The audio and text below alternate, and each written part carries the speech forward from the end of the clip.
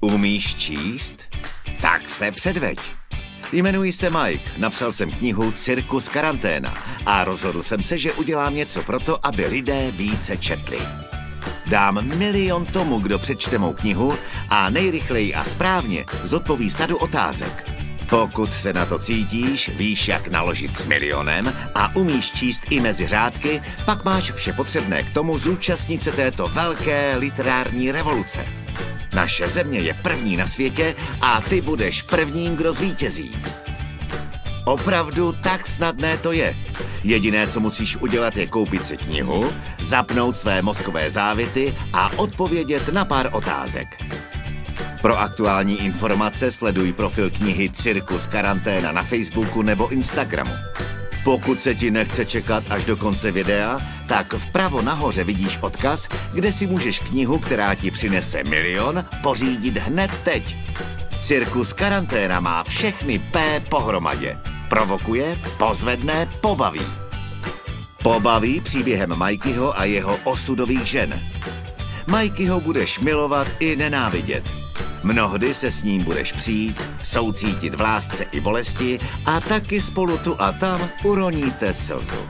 Každopádně tě tato genetická říčka přírody a mimozemšťan, jak ho lidé z jeho okolí nazývají, nenechá chladným. Cirkus karanténa tě pobaví také prostředím. Děj se odehrává v Thajsku, na různých místech Ameriky, Karibiku a Evropy. Rozhodně pobaví i tématy, kde se prolínají mnohé vzestupy i držkopády v partnerských a rodinných vztazích. Posune tě i v osobním růstu. Mikey, z tebe nakonec vyždíme to nejlepší, co v tobě je. Provokuje svou nevšední otevřeností. Mikeyho už nebaví koukat na současný svět plný dezinformací, deziluzí a upírání základních hodnot, práv a svobod. Mikey se nikomu a ničemu nezodpovídá, tudíž se může v celé své přirozenosti postavit současným samozvaným elitám, které tento svět ovládají a servírují nám informace pouze z jejich progresivistického pohledu pojetí světa. Takového pojetí, které ve svém důsledku přináší nastolení novodobé totality.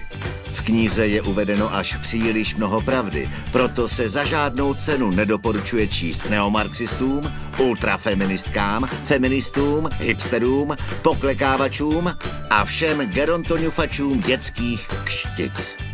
Pozvedne náladu, ducha, adrenalin, testosteron i estrogen a v neposlední řadě to může být i stav tvého bankovního konta.